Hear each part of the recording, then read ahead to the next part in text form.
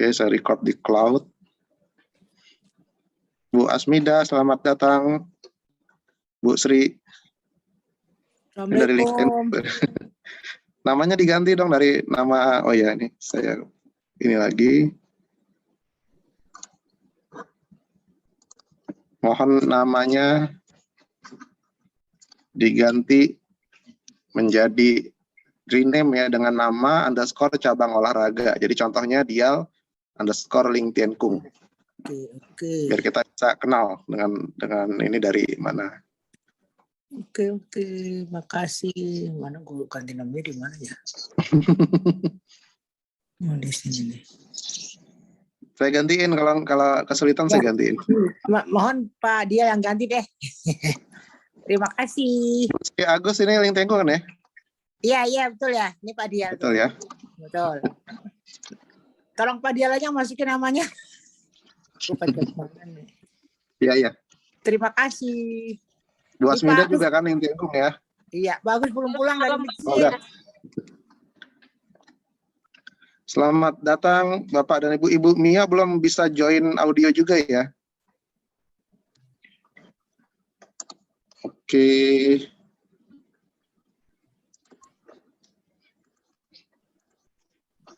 Mohon untuk jangan lupa menyalakan audio pada laptop atau HP. Jadi saya tahu nih yang belum join audio belum bisa dengar sih, tapi paling nggak gambar ini mungkin bisa menjelaskan ya.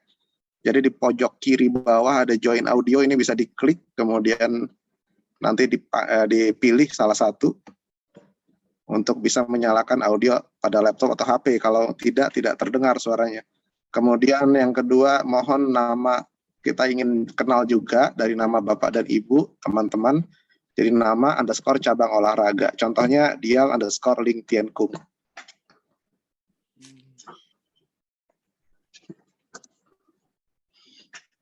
Oke. Bu Widya Sari dari yoga. Sama ya Bu Rosa ya?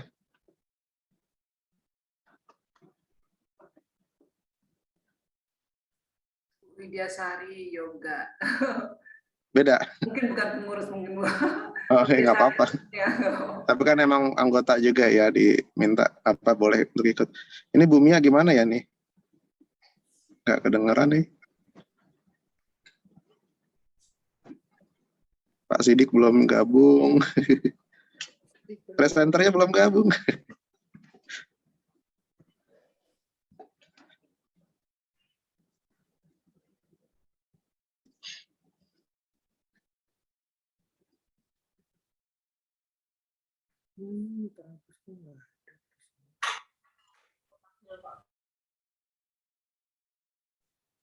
Bu Herniwati dari Wika. Assalamualaikum. Waalaikumsalam. Pak Pujo, Pak Pujo.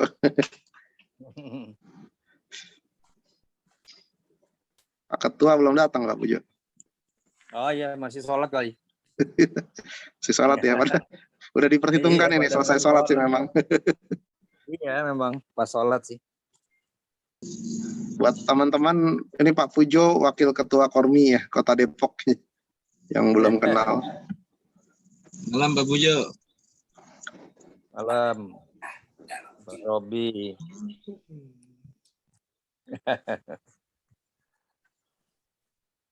Di rumah Pak Robi? Di rumah Pak. Ya, siap. Ina TKF ini apa Pak Robi? Karate Pak. Karate, oh karate.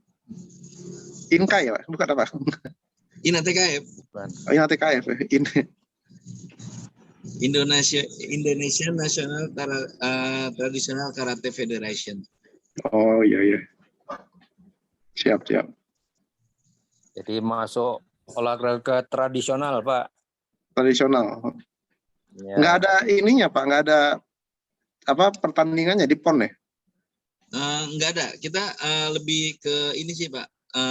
Linknya ke internasional ITKF-nya. Ya, jadi tradisional karate federation. Karena memang kan induk organisasi karate dunia kan ada 2 tuh Pak. Jadi ada karate umum, ada karate tradisional. Nah, kita di karate tradisionalnya. Jadi karate umumnya itu ada di Forky. Nah, karate tradisionalnya kebetulan ada di INATKF, Pak. Ina TKF ya, siap.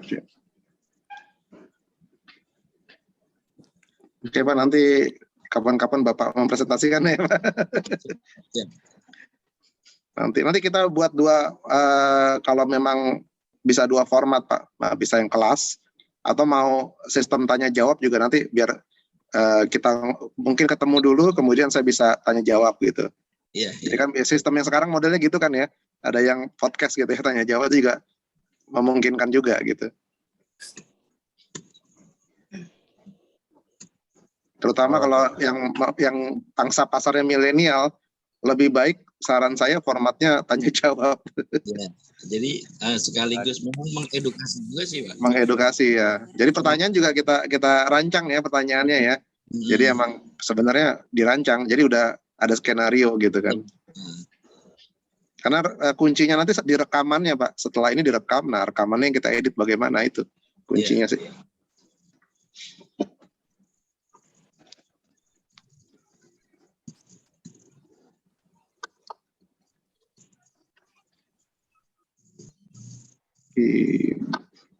Bu Eti, link tengkungan ya Bu Eti ya?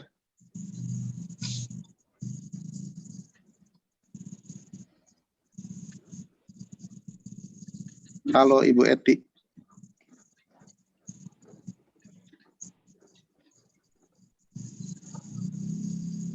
Nggak ada suaranya Ibu Eti. Assalamualaikum ya Bapak. Waalaikumsalam. Bapak-bapak. Bu Eti link tengkungan ya? Iya. Oh iya, saya ganti namanya ya. Boleh. Saya tambahin di belakangnya.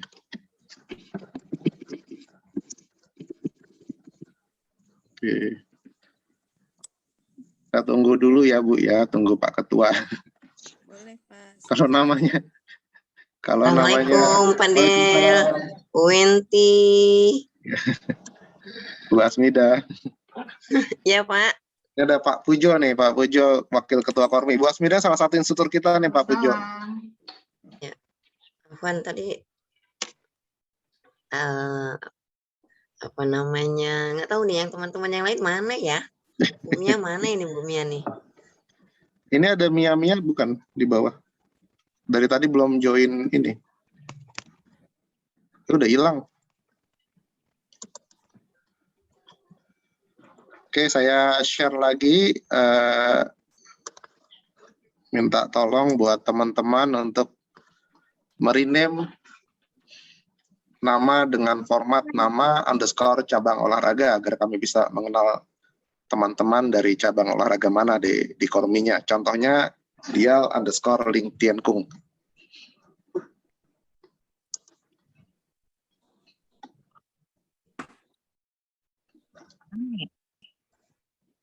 Gimana sih cara ganti nama?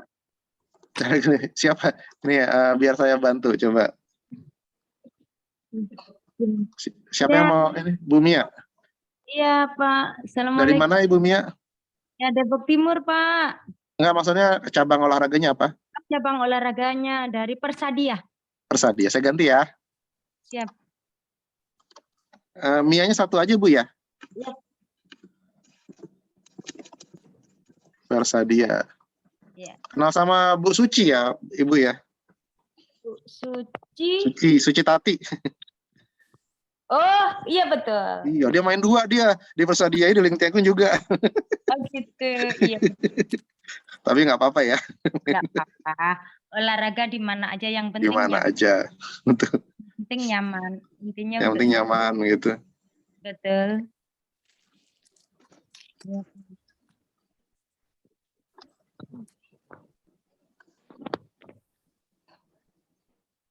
Di KJS. Udah banyak.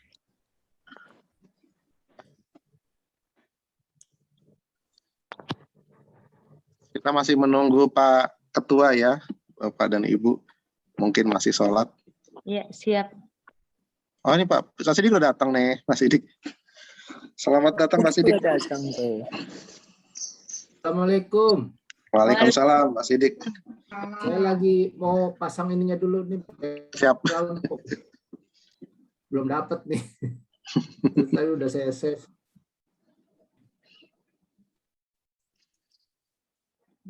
Mau saya kirim lagi, Pak? Ini udah sih saya download dari grup, Oh, udah ya. tapi kok nggak ini ya? Nggak muncul. Bentar.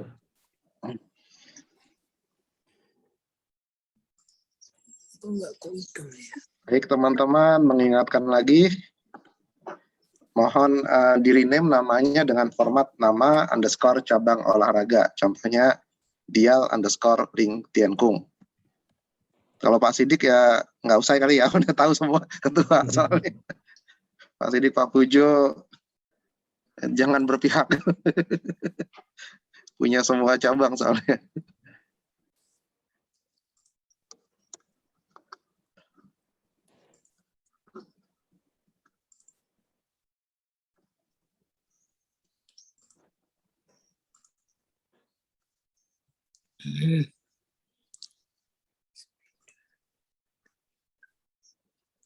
Udah.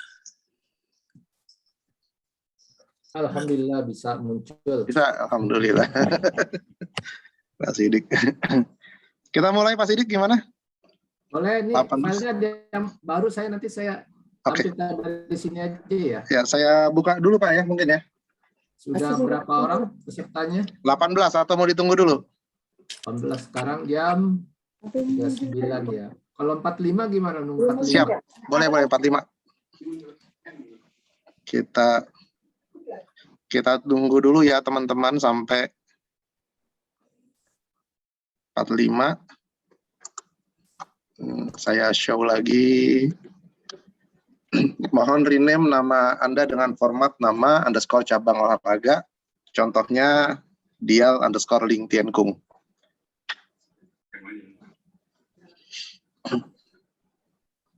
Makan.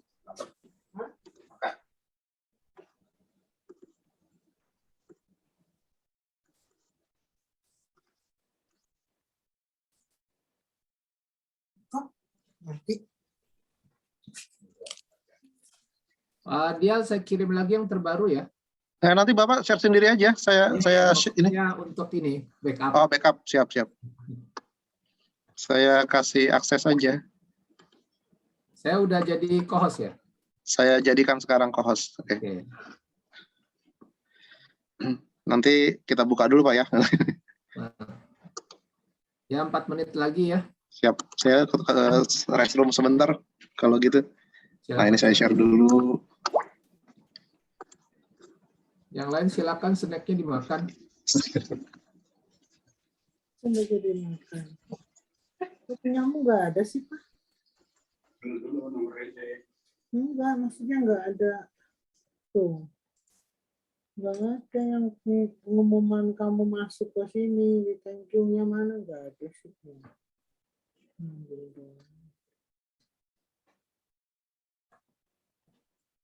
Ini kan hadir.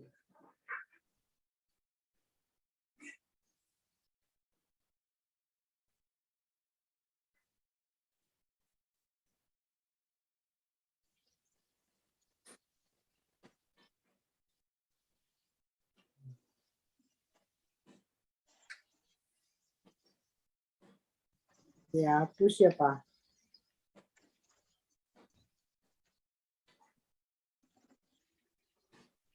Dihapus sama hapus. 21 lumayan ya, Pak. Nambah 2 lagi.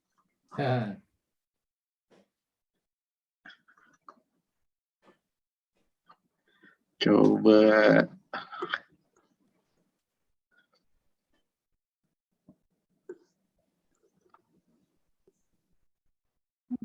Kalau Ibu Indah dari mana, Ibu? Cabang olahraga mana?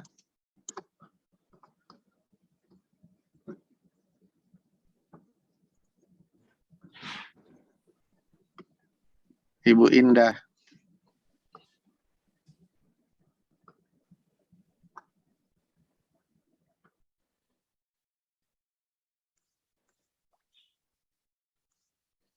Bu Mersinta Dewi belum ini ya, nyalakan audio ya.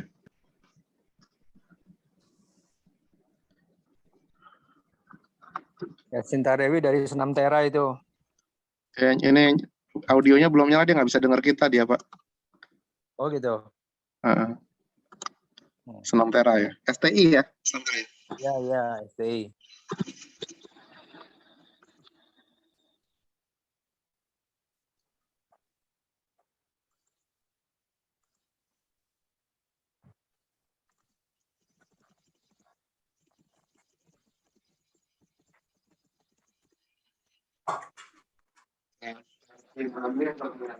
Audio.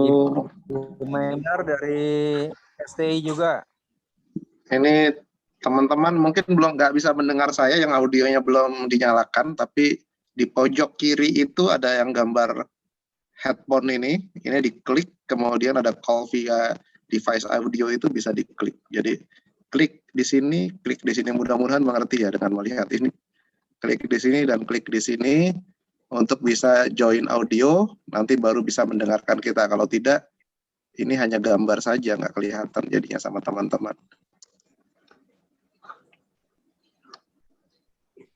Tadi siapa Pak yang dari STI tadi? Ibu Mainar. Ibu Mainar.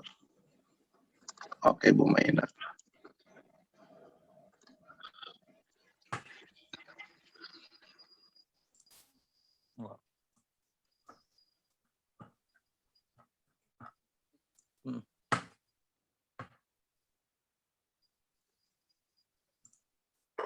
Video saya jadiin co-host aja ya. Enak.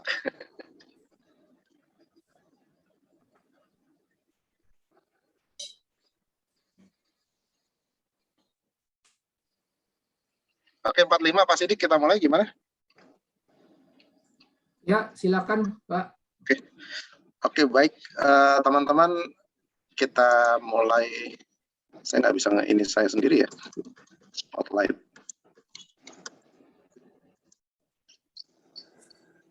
Enggak. Assalamualaikum warahmatullahi wabarakatuh. Selamat malam teman-teman. Coba di-unmute dulu ya. Kita ingin berdialog dulu dengan teman-teman.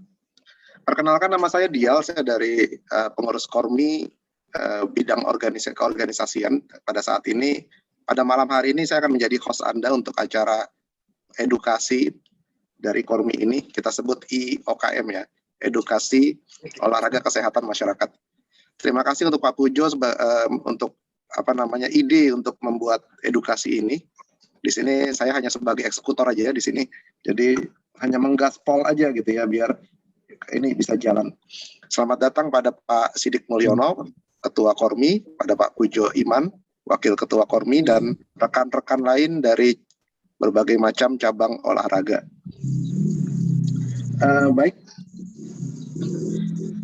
Sebelumnya mungkin ada baiknya saya mohon buat teman-teman untuk posisi sempurna dulu ya, karena kita coba dengarkan dulu sebuah lagu yaitu Mars Kormi.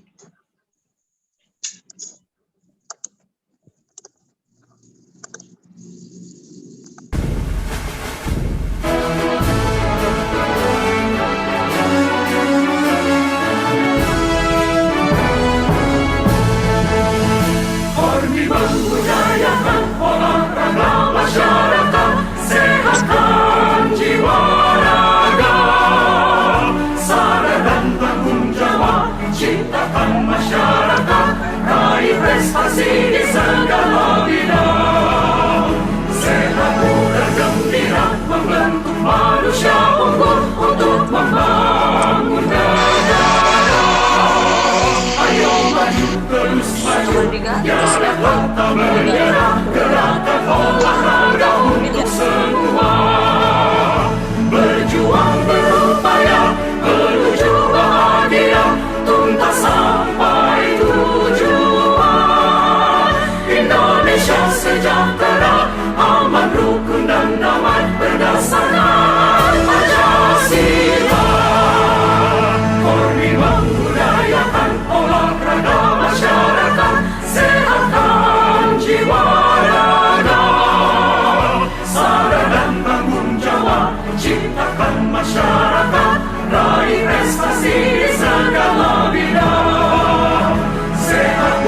gembira membentuk manusia unggul untuk membangun negara.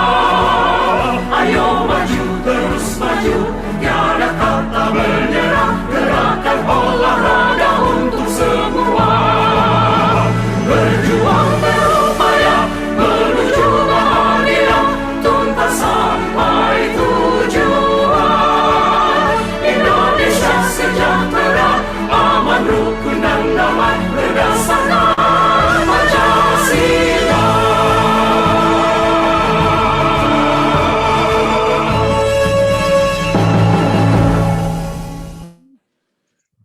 Oke, baik, tadi sudah lebih semangat ya teman-teman ya setelah mendengarkan lagu Mars Kormi. Tadi mungkin teman-teman masih ingat di situ ada kata-kata sehat, bugar, gembira ya di situ ya.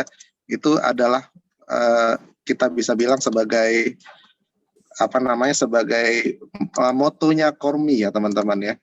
Jadi kalau saya ingin memperkenalkan yel-yel ya di sini biar kita lebih semangat lagi. Saya minta teman-teman partisipasinya. Jadi ada yel-yel Kormi Kota Depok di sini. Jadi kalau leadernya malam ini saya coba menjadi leader untuk yel-yelnya. Saya katakan Kormi Kota Depok, maka teman-teman menjawab dengan sehat, bugar, gembira sambil tangannya dikepalkan di depan sini seperti ini ya gitu ya. Kita coba ya. Saya coba.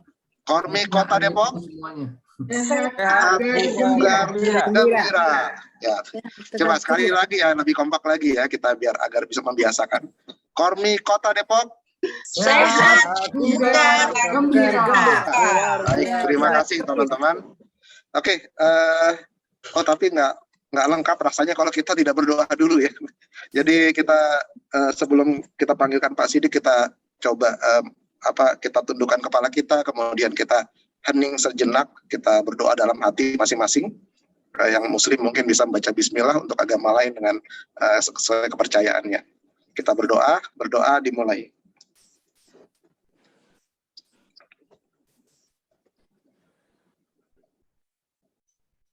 Berdoa selesai. Baik teman-teman, tema pada malam hari ini adalah intermittent fasting ya di sini ya. Jadi kalau saya lihat di sini intermittent fasting ini banyak sih pertanyaan dari teman-teman ya, terutama yang sudah peserta kita udah olahraga, dia nanya udah sehat kok malah makin gemuk gitu ya. Jadi ini ada satu pola makan yang mungkin menarik ya, bisa teman-teman dengarkan nanti. Nah ini dibawakan oleh Ketua Kormi Kota Depok. Jadi Dr. Sidik Mulyono, saya bacakan dulu profilnya. Jadi Dr. Sidik Mulyono, BEng, MEng, ini gelarnya ya. Saat ini menjabat sebagai Asisten Daerah Bidang Ekonomi dan Pembangunan Kota Depok. Dan yang paling penting, Pak Sidik ini adalah Ketua Kormi Depok. Secara profil, beliau tinggalnya di Kota Depok tentunya. Jadi secara profil dari pendidikan S1-nya dari Fakultas Sains dan Teknologi Nihon University Jepang. S2-nya dari Fakultas Sains dan Teknologi Nihon University Jepang. S3-nya Fakultas Ilmu Komputer Universitas Indonesia. Kalau dari karir, Pak Sidik ini pernah sebagai peneliti Badan Pengkajian dan Penerapan Teknologi atau BPPT. Kemudian masuk menjadi ke Kota Depok, menjadi Kepala Dinas Komunikasi dan Informatika Kota Depok. Saat ini menjabat sebagai Ketua Kormi Kota Depok dan menjabat sebagai Asisten Daerah Bidang Ekonomi dan Pembangunan Kota Depok. Untuk tidak berlama-lama, saya persilakan Pak Sidik untuk membawakan materi. Monggo Pak Sidik. Baik, terima kasih Pak Dial. Bismillahirrahmanirrahim. Assalamualaikum warahmatullahi wabarakatuh. Selamat malam. Salam sejahtera bagi kita semua. Yang saya hormati Pak Jumadial selaku host dari acara ini, dan juga Pak Pujo sebagai inisiator acara edukasi di Kormi Kota Depok, serta Bapak Ibu sekalian, baik itu yang tergabung dalam Kormi Kota Depok maupun tamu lainnya yang memang punya perhatian terhadap kesehatan. Alhamdulillah malam ini kita akan memulai salah satu agenda dari Korbit Kota Depok, yaitu edukasi kesehatan dan juga lain-lainnya nanti yang terkait dengan masalah tentunya kesehatan kita semua. Ya. Nah, untuk kali ini memang saya diberikan amanah untuk menyampaikan topik yaitu tentang intermittent fasting. Kalau saya terjemahkan, ini adalah puasa berselang. Ya. Tadi sudah dibuka oleh Pak Dial, bahwasanya ada orang yang rutin berolahraga, tapi kok badannya semakin melar seperti itu. Ya, nih ada apa nih gitu. Ya, nah memang ini menjadi suatu dilematis juga gitu. Orang yang niatannya pengen sehat gitu. Seperti kawan saya juga, dia sejak dia pensiun dari perusahaannya, itu tiap hari dia ini goes, tapi yang terjadi justru malah perutnya makin maju. Nah ternyata dia bilang ini ya, rupanya setiap goes dia sudah bikin itinerary gitu loh. Jam sekian mampir di warung mana, jam sekian warung ini lagi, siang makan di mana gitu. Akhirnya yaitu seperti itu, goes itu tertutupi oleh aktivitas kulinernya akhirnya gitu ya. Nah ini cukup menarik juga nih pertanyaan Pak Dial tadi, mungkin menjadi suatu pertanyaan representatif lah bagi kita semua ya. Baik Bapak Ibu sekalian, saya akan mulai dari tentang kesehatan metabolik itu sendiri. Mungkin kalau di antara kita ada yang dokter atau yang biasa berkecimpung di medis, mungkin sudah tahu apa itu metabolik ya. Jadi keseimbangan metabolik itu adalah seluruh proses biokimia yang terjadi di dalam tubuh kita, ya, baik itu yang anabolik maupun katabolik. Nah ini saya nggak menggunakan terminologi kedokteran, tapi saya menggunakan coba istilah-istilah yang memang mudah kita pahami. Ya. Kalau bicara anabolik itu adalah aktivitas membangun molekul besar. Ya, apa itu? Makan dan tidur. Ya. Kalau katabolik kebalikannya, dia memecah molekul besar. Ya, yaitu terdiri dari olahraga dan pembatasan waktu makan. Ya, saya tidak menyebut puasa, tapi secara umum adalah waktu makannya yang dibatasi. Nah, inilah tentunya kalau kita tidak seimbang. Misalkan tadi pertanyaannya seseorang hanya olahraga teratur, ya, tetapi makanannya tidak seimbang, tidak bergizi, gitu ya, lebih banyak karbohidratnya, tidurnya kurang, ya otomatis dia akan mengalami gangguan metabolik juga, gitu. Nah, seperti apa yang harusnya kita miliki, ya, kesehatan ini? Nah, kalau kita lihat, ini ada 5 ciri orang yang dikatakan sehat secara metabolik. Ya. Yang pertama adalah indeks massa tubuhnya atau BMI-nya itu di kisaran 18,5 sampai 24,9. Ya, itu yang pertama. Yang kedua, gula darah puasa itu tidak lebih dari 100 mg per desiliter. Kemudian trigliseridanya ya atau disebut dengan asam urat ya biasanya ya ini ya, lemak gitu ya. Itu tidak bukan asam urat, maaf, trigliserida ya, itu tidak lebih dari 150 mg per desiliter.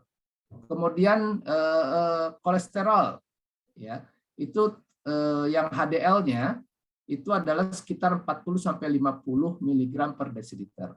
Dan yang terakhir tekanan darah ya atau tensi itu maksimum 130 per 85 mm hidragium ya atau air raksa.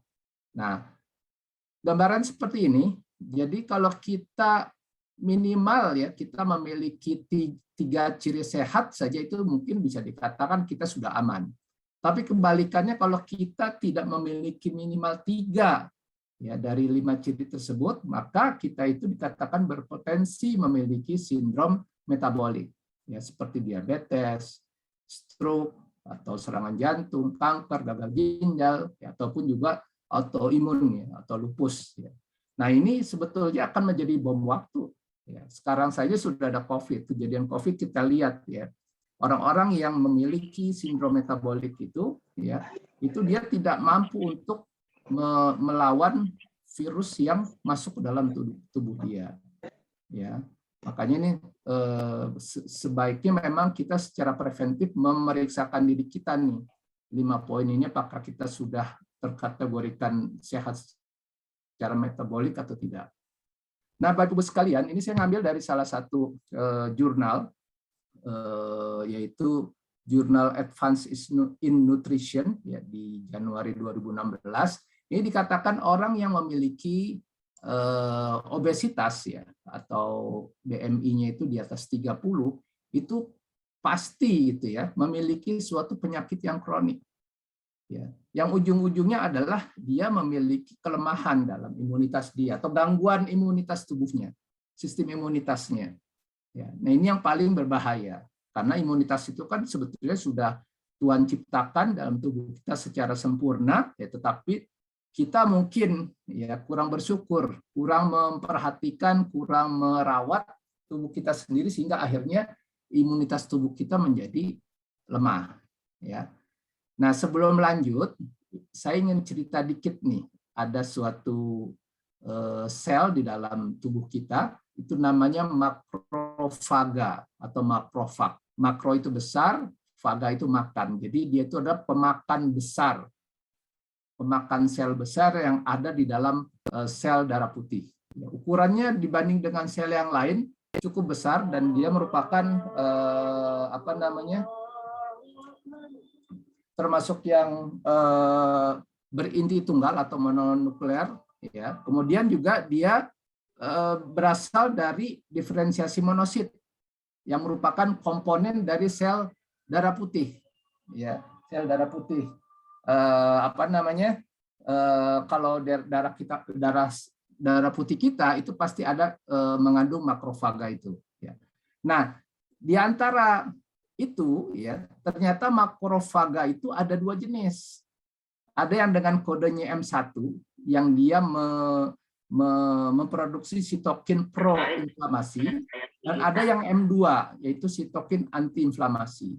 Mungkin selama pandemi ini kita pernah dengar yang namanya badai sitokin ya, atau sitokin storm. Nah, itu karena ada makrofaga di dalam tubuh kita yang aktif itu M1-nya, ya, yang itu dia lebih melakukan peradangan, ya, dibanding dengan dia memperbaiki peradangan, ya.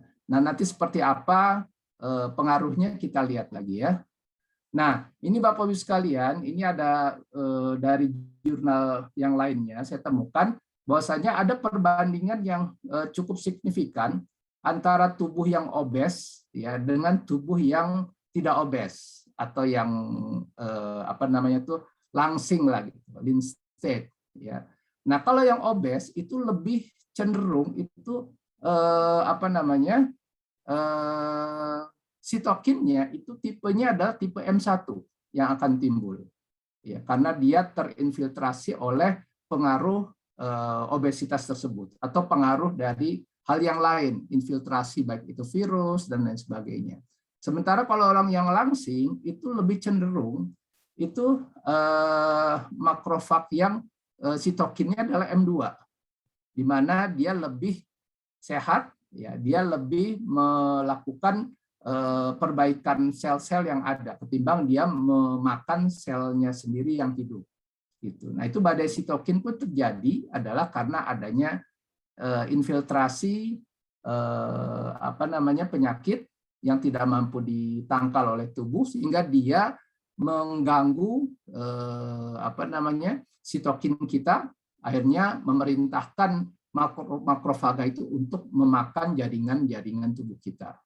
Ya, tapi kebalikannya ketika dalam kondisi normal, ya, dia itu justru tugasnya adalah memperbaiki tubuh kita, ya, dari berbagai macam penyakit. Nah, ini ya Bapak Ibu sekalian, ini yang aktivitas dari makrofaga ini yang disebut dengan autofagi, ya. Autofagi itu ya aktivitas auto itu sendiri, fagi itu makan. Jadi memakan dirinya sendiri. Sel itu memakan selnya. Bukan berarti dia itu apa namanya itu ganas ya. Itu yang ganas itu adalah M1. Tapi kalau M2 itu justru dia memperbaiki tubuh kita. Ya, sel-sel yang rusak dia makan. Kemudian sekarang ada yang ini apa jualan tuh sama gue mudah-mudahan. Oke. Nah, rame. Bagaimana kondisinya ketika ya itu menurut Hippocrates ya, makananmu akan menjadi obatmu dan obatmu akan menjadi makananmu. Kemudian Hippocrates juga ngomong makan saat sakit berarti memberi makan pada penyakit ya. Plutarch selain lagi nih, dia bilang daripada minum obat lebih baik puasa sehari. Ya, ini Plutarch ini filosof Yunani udah abad keberapa saya nggak tahu, pokoknya udah lama banget itu. Nah ini sudah memberikan pemahaman bahwasanya penyakit saja itu dilawannya dengan puasa. Gitu. Kita lihat sehari-hari apa yang terjadi. Anjing, kucing, ya kalau ada yang punya kucing di rumah coba perhatiin. Ketika dia sakit, maka dia kita kasih makan banyak pun juga tidak dimakan, tapi dia lebih memilih tidur seharian, paling minum saja. Ya, nah inilah yang menjadi suatu solusi alternatif dan mandiri bagi kita. Nah, bagi yang Muslim kita sudah tahu ya di Al-Quran itu ada dalilnya wa antasabu khairul lakum in kuntum ta'lamun. Berpuasa itu lebih baik bagimu jika kamu mengetahui. Nah, sekarang kita tahu ya bahwa saya dengan melakukan intermittent fasting itu adalah dalam rangka untuk mengaktifkan yang namanya mekanisme autofagi dari dalam tubuh kita. Ya, tadi yaitu makrofag itu sendiri ya dengan sitokin tipe M2-nya ya, dia mampu untuk melakukan perbaikan ya yang ada di dalam tubuh kita. Ya, jadi autofagi itu dia merupakan suatu mekanisme daur ulang sel yang sangat kompleks yang melibatkan degradasi protein dan komponen sel lainnya untuk membersihkan sel yang rusak dan sekaligus juga memperbaikinya dan meningkatkan imun tubuh dalam melawan patogen. Patogen itu ada dua, baik bakteri maupun virus. Ya. Nah, mekanisme autofagi sendiri itu baru ditemukan oleh profesor Jepang yang bernama Yoshinori Ohsumi. Dia menerima Nobel Prize di atas penemuannya itu. Nah, yang sebelumnya pun di tahun 1963 itu baru ditemukan terminologi autofagi oleh Christian de Duve. Ya, dia juga mendapat Nobelnya kira-kira 9 tahun kemudian setelah dia menemukan terminologi itu. Ya. Nah, apa kata Profesor Yoshinori? Dia katakan autofagi itu adalah mekanisme tubuh dalam rangka membersihkan sel yang rusak dan menumbuhkan kembali sel baru yang lebih sehat. Ibaratnya dia itu kayak housekeeping, ya, bersih-bersih kalau dapur kita kotor, maka itu akan dibersihkan sehingga dapur kita menjadi kinclong kembali dan bisa dipergunakan kembali. Nah, autofagi ini menurut Yoshinori Ohsumi itu hanya akan muncul saat tubuh kita itu berpuasa. Dia menyebutnya intermittent fasting, ya minimal 14 atau 16 jam. Nah, di mana ketika kita berpuasa, ya, berselang tersebut ya, pada saat kita sehat, maka autofagi itu dapat berfungsi untuk meremajakan sel yang rusak. Ya. Sekaligus juga dia sel yang rusak itu dia makan. Ya, dia daur ulang ya menjadi asam amino untuk dijadikan energi. Kemudian setelah itu dia melakukan peremajaan terhadap sel itu. Ya. Nah, pada saat kita berpuasa di saat sakit, maka autofagi itu berfungsi untuk merespon sistem imun untuk melawan patogen. Nah, tadi kalau pada orang yang obes, ini sistem imunnya terganggu. Sehingga kalau ada virus masuk, ini paling bahaya dia. Ya, dia akan mempengaruhi sistem metabolik, ya, terutama sitokinnya tersebut, sehingga dia dapat memerintahkan makrofag itu untuk memakan sel-sel yang ada di jaringan tersebut, ya, sehingga menimbulkan yang namanya badai sitokin itu sendiri. Ya. Nah, manfaat dari autofagi ya itu minimal yang saya tulis ini ada 7 ya. Yang pertama karena dia memang anti inflamasi, jadi memang kalau ada peradangan itu langsung dia melakukan perbaikan ya. Kemudian juga merespon imunitas tubuh ya. Saat kita kena patogen itu langsung imunitas itu bekerja. Kemudian juga membersihkan sel yang mati ya, yang biasanya sel mati kalau tidak keluar ini akan berpotensi menjadi kanker atau menjadi tumor ya. Dan sekaligus menumbuhkan sel baru yang jauh lebih sehat. Kemudian dapat menyembuhkan penyakit neurodegeneratif, kardiomiopati maupun diabetes tipe 2. Nah, ini oleh Profesor Yoshinori ini sudah dilakukan di Jepang nih. Cara pengobatan diabetes tipe 2 ini yaitu dengan menyuruh para pasien itu berpuasa secara berselang atau intermittent fasting. Nah, berikutnya adalah anti-aging. Ya. Saya nyebutnya anti-aging bukan panjang umur ya Bapak Ibu sekalian ya, tapi menghambat penuaan. Ya. Kemudian menghilangkan patogen tadi, dan yang terakhir adalah dia mampu untuk melawan kanker maupun tumor. Nah, kanker dan tumor ini treatmentnya sama seperti kita menangani virus. Ya, kita lihat keduanya sama sumber makanannya yaitu glukosa. Makanya kita harus menjauhi makanan-makanan yang dapat menimbulkan glukosa di dalam tubuh kita, apalagi makanan-makanan yang manis.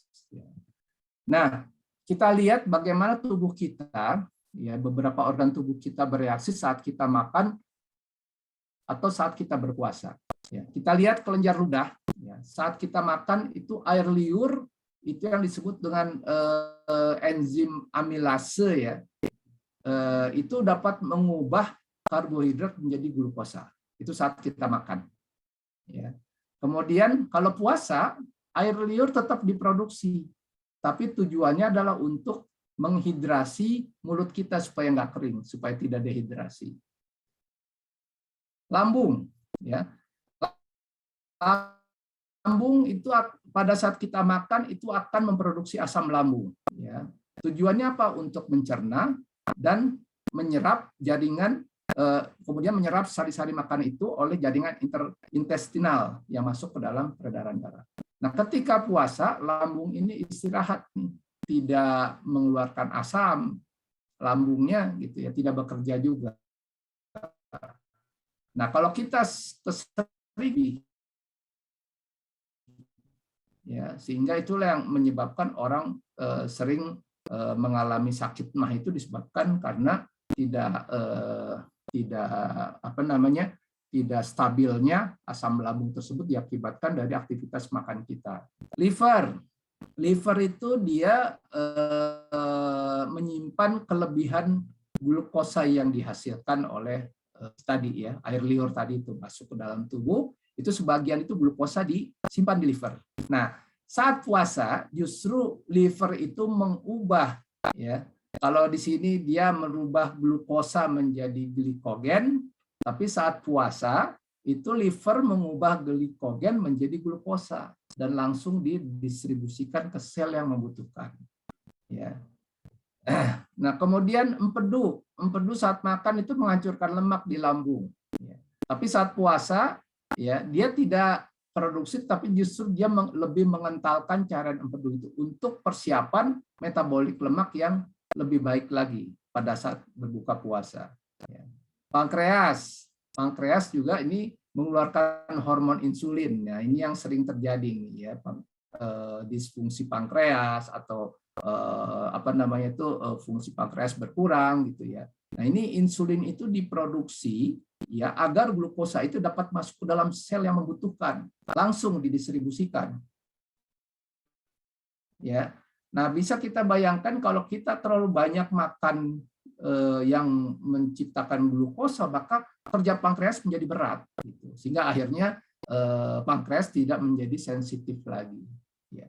Nah, saat berpuasa, pankreas ini otomatis istirahat. Ya. Usus halus, jelas ini menyerap sari makanan, saat berpuasa dia istirahat. Paling hanya bergetar 4 jam sekali lah gitu. Ya. Nah, usus besar, dia berfungsi terus nih karena dia bagian ampas ya, Nah, ampas itu kalau memang masih ada air, itu dia akan dia serap dalam rangka untuk tetap menjaga hidrasi tubuh kita.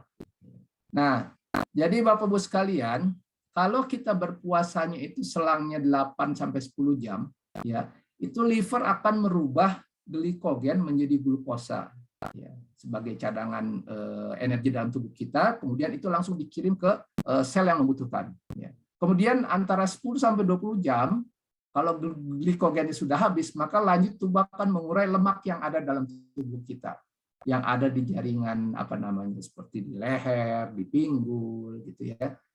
Kemudian di atas 20 jam, ya itu juga tubuh akan mengambil lemak dan protein dari tubuh. Nah, ini tergantung dari kondisinya. Kalau orang terlalu obes, mungkin ini bagus nih, ya. Puasa lebih dari 20 jam itu bagus. Tapi kalau yang tidak obes, saya tidak menyarankan, karena khawatir justru malah nanti ototnya malah menjadi lemah. Ya. Tapi kira-kira seperti ini yang terjadi dalam tubuh kita pada saat kita berpuasa. Ya. Nah, prinsip dari intermittent fasting itu 3. Ya. Yang pertama adalah bebas. Kita bisa milih berbagai mana yang kita sukai dari berbagai macam pilihan puasa tersebut. Ya. Yang kedua adalah sangat fleksibel dari itu, karena waktu bisa kita sesuaikan suka-suka kita. Ya. Dan yang ketiga adalah hanya menghilangkan satu waktu makan kita, yaitu sarapan. Karena paling gampang itu menghilangkan sarapan, ketimbang kita menghilangkan makan yang lain. Atau simpelnya dari 3 kali sehari kita makan, kita hanya 2 kali makan. Silakan milih mana yang mau dihilangkan, apakah malam kah atau siang kah atau sarapannya. Ya, itu juga bebas kita memilih. Nah, pendekatannya ini yang saya katakan tadi, pilihan-pilihan Bapak Ibu sekalian. Ada yang intermittent fasting itu dengan pendekatannya hanya makan sekali dalam sehari. Ya, mungkin ini agak ekstrim, tapi ada yang melakukan seperti ini. Ya, ada juga yang menggunakan metode 5-2.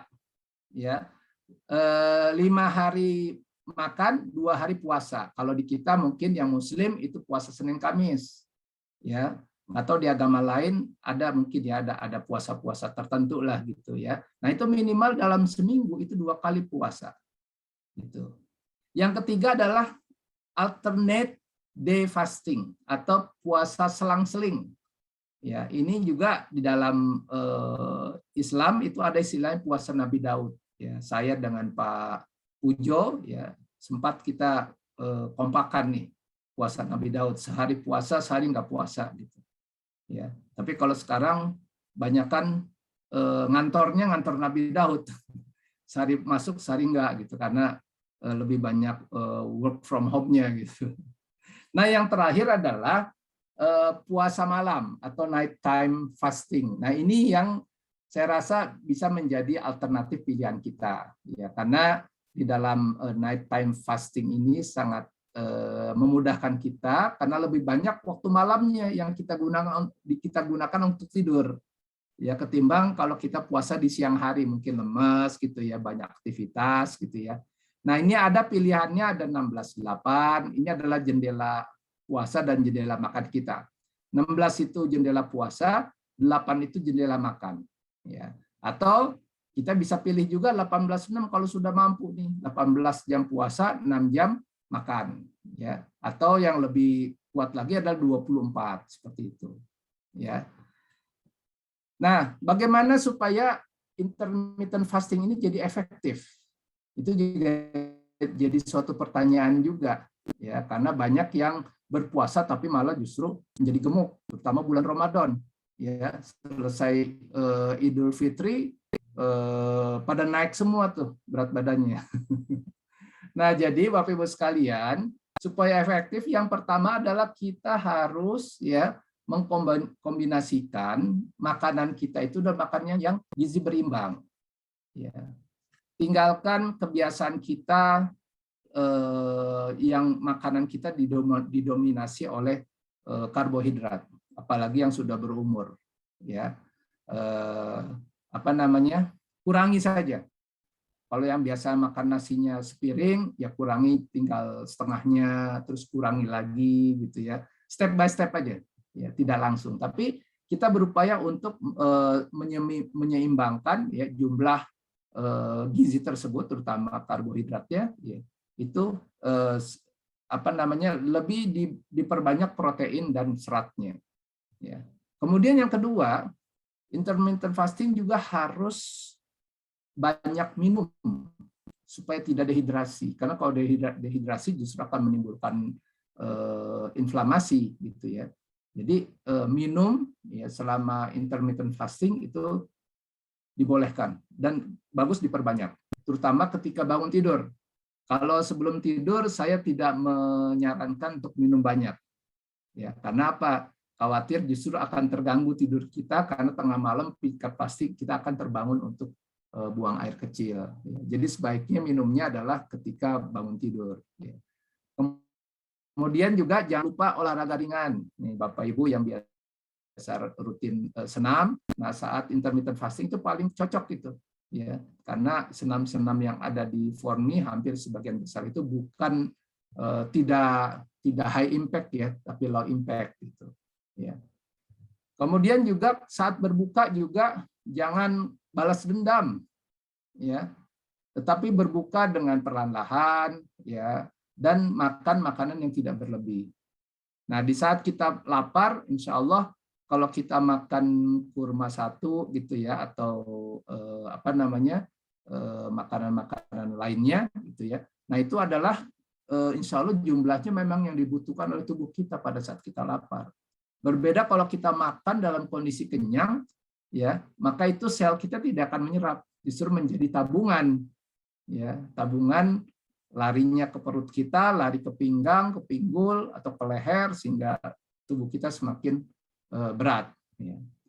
Dan jangan lupa juga, ya, istirahat yang cukup, ya, terutama saat kita intermittent fasting memilih yang malam, puasa malam, ya. Usahakan jangan lebih dari jam 10 malam itu tidur, ya, supaya autofagi atau makrofag itu juga bekerja untuk detoksifikasi juga di malam hari. Jangan malam justru kita isi makan gitu, ya. Banyak nih yang seperti itu, ngemil malam justru malah jadi kontraproduktif gitu. Nah, yang terakhir adalah harus kita bawa santai, ya. Puasa ini bukan sesuatu, intermittent fasting bukan sesuatu yang kayak diet ketat seperti itu ya, harus begini tidak boleh makan ini, tidak boleh makan tidak. Justru kita boleh makan apa saja, yang penting seimbang. Ya, saya tidak mengatakan jangan makan karbo, tidak. Ya. Silakan makan kalau memang itu gorengan, ya ada terigunya gitu ya, ya makan aja karena karbo yang seperti itu memang kita butuhkan. Nasi kalau memang butuh sedikit ya tambahin sedikit, gitu ya. Yang penting jangan stres lah. Kalau dalam intermittent fasting itu kita pakai enjoy saja, menikmati saja. Ya. Saya pun juga bisa dibilang belakangan pun sering makan daging, ya, makan kambing. Ya. Bahkan kemarin berturut-turut makan kambing itu, alhamdulillah. Bahkan lagi dinas pun juga ditawarin makan duren, ya. Nggak apa-apa, alhamdulillah gitu. Jadi enak sekali ya. Kita sih inginnya semakin tua kita semakin sehat dan tidak ada pantangan makan apapun juga. Ya, tapi bukan berarti makan berlebihan gitu. Ya, silakan ini bisa kita atur sedemikian rupa sehingga kita melakukan intermittent fasting pun juga dengan suasana yang enjoy gitu, ya, tidak di bawah tekanan juga gitu. Ya. Nah, kemudian gimana caranya? Nah, ini juga jadi pertanyaan nih. Jawabannya gampang sebetulnya. Ya, pertama adalah ya caranya kita mulai dari sekarang. Ya, Bapak Ibu yang terakhir malam ini makan jam berapa? Yang terakhir makan tadi itu, udah kita hitung aja dari sekarang nih. Plus kalau yang sudah terbiasa plus 16 jam ke depan. Kayak saya tadi, saya terakhir makan jam sebelum maghrib ya, jam 6 kurang seperempat lah itu. Nah, itu berarti nanti besok ya saya baru akan makan itu sekitar jam 10, jam 11. Nah, diantaranya saya pagi-pagi paling minum kopi gitu ya. Nanti juga saya mungkin masih ada pekerjaan, saya akan minum dulu gitu ya. Nanti sebelum tidur baru stop, saya tidak minum. Bangun tidur baru kita minum lagi. Ya, perbanyak aja air minum pada saat kita bangun. Kalau sebelum tidur jangan. Jadi mulai dari sekarang, ya, jangan nunggu kapan-kapan lagi gitu. Mumpung ini ada banyak teman-teman yang di sini yang akan bersama-sama kita melakukan intermittent fasting. Yang kedua adalah lakukan tahap demi tahap. Kalau nggak mampu 16 jam, ya Bapak Ibu mampunya berapa jam? 12 jam pasti bisa dong, ya nggak? Ya, misalkan terakhir makan jam 6, ya udah besok jam 6 baru mulai makan, ya. Berarti jendelanya adalah 12 jam makan, 12 jam puasa, ya. Nah, besoknya kita naikin tuh jadi 13 jam puasa gitu ya. 13 jam puasa berarti 11 jam berapa kalau 13 jam puasa dikurangi sejam berarti dia 11 ya. Gitu. 11 jam makan. Nah, besoknya lagi naikin lagi, Bu. Pak, ya. Jadi 14 jam. Gitu terus gitu sampai kita mencapai 16-8. Ya. Atau lebih bagus lagi adalah 18-6 ya, atau 24. Ya. Nah, itu step by step aja, jangan sekaligus. Ya, sesuaikan terus dengan ini, kita sekaligus juga kita melakukan penyeimbangan gizi kita. Ya, perbanyak protein, kurangi karbohidrat, perbanyak juga serat. Ya. Kemudian apa? Komitmen. Ya, jangan istilahnya anget-anget ayam gitu ya. Oh, lagi ada ini nih webinar, semangat gitu. Tapi setelah itu seminggu lupa. Apalagi banyak kondangan yang udah boleh ada ini, boleh hadir nih ya. Gitu. Jadi kita juga harus komit nih. Ya, nawaitunya atau niatnya harus kuat. Dan yang terakhir ya kita harus nikmati. Yang namanya intermittent fasting bukan sesuatu yang menyakitkan, bukan sesuatu yang menyiksa, ya, tetapi adalah sesuatu yang akan kita nikmati. Gitu. Ya, mudah-mudahan ini bisa menjadi motivasi kita semua. Nah, kira-kira seperti itu, Bapak Ibu sekalian. Alhamdulillah, saya akhiri presentasi saya. Mudah-mudahan ada manfaatnya bagi diri saya maupun kita semuanya. Ya. Demikian, lebih kurangi mohon maaf. Assalamualaikum warahmatullahi wabarakatuh. Saya kembalikan ke Pak Dial. Terima kasih Pak Sidik. Waalaikumsalam warahmatullahi wabarakatuh. Nah, bagaimana teman-teman, keren ya presentasinya ya dari Pak Sidik. Jadi kita bisa menjalankan dengan santai, dengan menikmati dan mulai sekarang. Jadi saya tadi terakhir Pak Sidik jam 7 makan, berarti jam 11 ya besok ya baru makan lagi ya. Tapi kalau Pak Dial udah biasa belum IF? Dulu sempat ya waktu sama Pak Sidik masih rajin berenang sempat, tapi ya banyak cheatnya Pak. Lebih sering cheatnya. Itu cheat-cheatan juga nggak dosa. Ya, nggak dosa. Kecuali puasa Ramadan.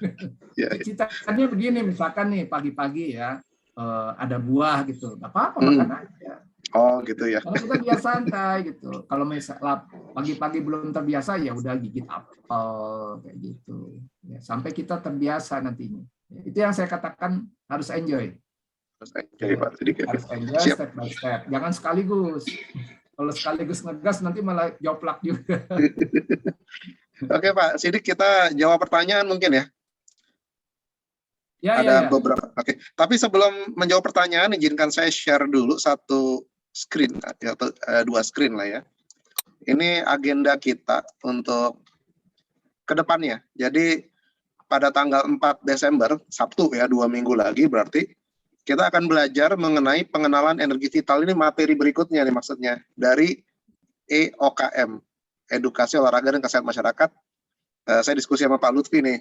Pak Lutfi memberikan nama bagusnya EOKM. Jadi kayak lebih milenial gitu ya namanya ya. Nah, ini dibawakan oleh Bapak Wakil Ketua kita, Wakil Ketua Kormi, Kota Depok, Pak Pujo Iman. Jadi menurut saya Pak Pujo Iman ini cukup, dia kalau nggak salah 20 tahun ya menggeluti olahraga energi ini ya, pengolahan energi. Jadi 50 jiwa dan tahun. raga, kita seringkali mengatakan sehat jiwa dan raga. Namun kita tidak begitu menyadari atau memahami bagaimana hubungan jiwa dan raga itu dengan kesehatan. Dengan belajar energi vital, kita akan lebih mendalami bagaimana hubungan jiwa dan raga dengan kesehatan kita. Nah, ini materi 2 minggu lagi. Kemudian setelah Pak Pujo, ada lagi yang keren lagi nih, dari Pak Muhammad Lutfi Bajri SKM, pendiri dari Nakasimo. Dia akan memberikan materi tentang peran olahraga untuk kesehatan. Orang Ini Jepang sampai kayaknya. 18 Desember ya. Jadi ini agenda kita di tahun 2021 ini. Nanti setelah itu kita istirahat dulu. Setelah istirahat baru kita lanjutkan lagi nanti di tahun depannya gitu ya. Dan kami berharap dari teman-teman dari cabang olahraga untuk mengisinya. LinkedIn pun terakhir nggak apa-apa. Baik Pak Sidik, ini kita biarkan teman-teman ini untuk bertanya Oke. langsung atau saya bacakan karena udah diketik nih. Boleh dibaca dulu, Pak. Baca dulu ya. Yang Oke. lain mungkin ada yang tidak bisa membuka kolom chat. Pertama dari Pak Pujo nih. Berarti untuk sehat kita perlu 2 latihan yang menjadi cara latihan untuk metabolisme anabolik yaitu puasa dan olahraga. Untuk metabolisme katabolik. Iya. Apa gimana sih? Iya, betul. Betul ya. Memang keseimbangan, tadi kan saya bilang keseimbangan metabolik itu adalah antara anabolik dan katabolik. Anabolik itu makan dan tidur, Pak. Makanya kalau ada orang yang olahraga terus, ya tapi makanannya tidak diperhatikan, ya pasti akan terganggu juga gitu. Ya, jadi makanan pun juga harus kita perhatikan. Gitu.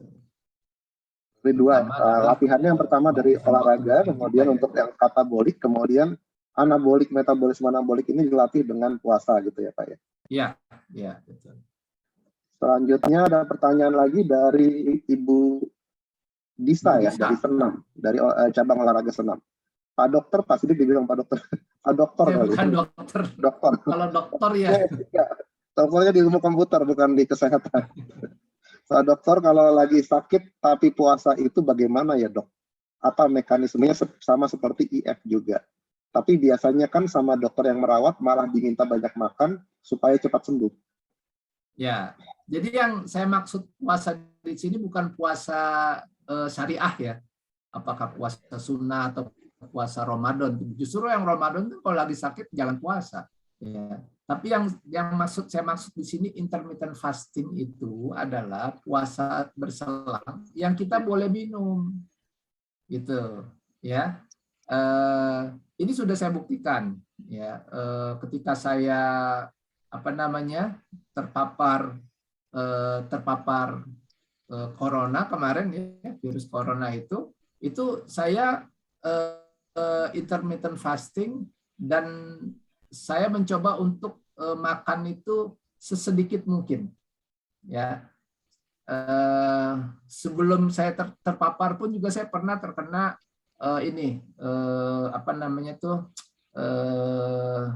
murus-murus ya, menceret-menceret kayak gitu dan demam, ya. Itu yang saya lakukan adalah stop makan, tidak menggunakan obat, ya, hanya penurun demam saja. Nah itu saya stop makan, minum yang hangat, kemudian ketika saya bangun tidur saya minum air tajin, ya, siangnya tajin lagi, hanya segelas air tajin saja gitu ya, malamnya tajin, dan besok paginya baru saya merasa lapar sekali, baru saya dikasih makan bubur dan telur ayam kampung seperti itu, ya. Dan itu memang sama seperti kucing gitu ya, kalau lagi sakit itu kita kurangi makan, bukan berarti puasa sunnah ya. Minum yang banyak, justru minum yang banyak, karena di dalam tubuh kita ini ya ada beberapa mekanisme yang dianggapnya penyakit oleh kita, ya. Salah satunya adalah anoreksia. Anoreksia itu adalah tidak nafsu makan, makanya disiapkanlah obat untuk nafsu makan. Padahal anoreksia itu adalah bagian dari mekanisme tubuh kita untuk merespon adanya patogen yang masuk dalam tubuh kita. Anoreksia, kita dibikin tidak nafsu makan. Ya, artinya ya kita disuruh istirahat, banyak tidur kalau lagi sakit, banyakin tidur, kurangi makan, banyakin minum, gitu ya. Anoreksia itu ngajak kita tidur sebetulnya, jangan beraktivitas.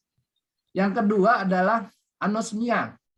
Nah, anosmia baru muncul ketika ada pandemi nih, yang membuat orang jadi takut. Wah, saya anosmia, nggak bisa nyium apa-apa, kena corona gitu. Padahal dulu kita juga kalau flu juga kita anosmia pasti gitu loh. Ya, tidak bisa mencium. Kucing juga sama, lagi sakit dia anosmia, makanya dia kalau kucing kan makan itu harus diendus-endus karena endusannya lagi rusak, jadi nggak makan dia daripada kena racun. Gitu. Ya, yang ketiga ageusia, tidak bisa mengecap.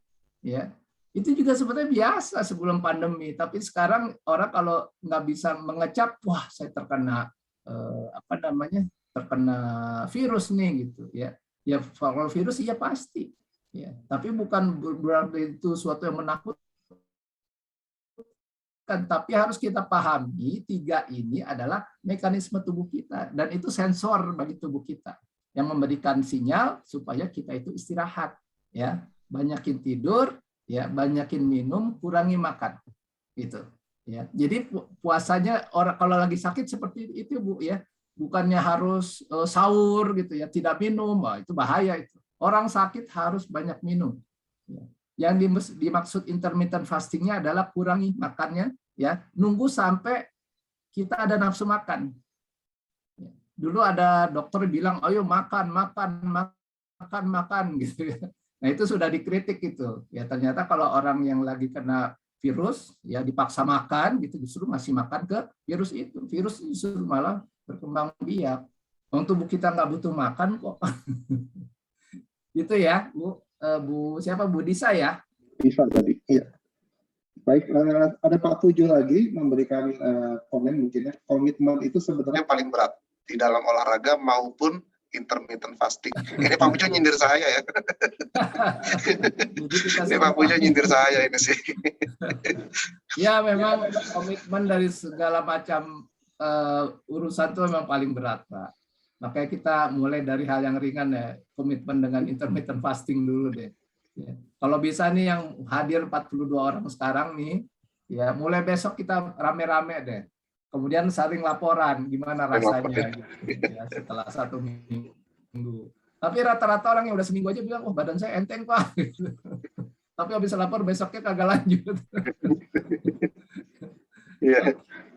Ada pertanyaan Pak Sidik dari Bu Eti Herawati Lingtiankung, ini dari sasana saya ini Bu Eti.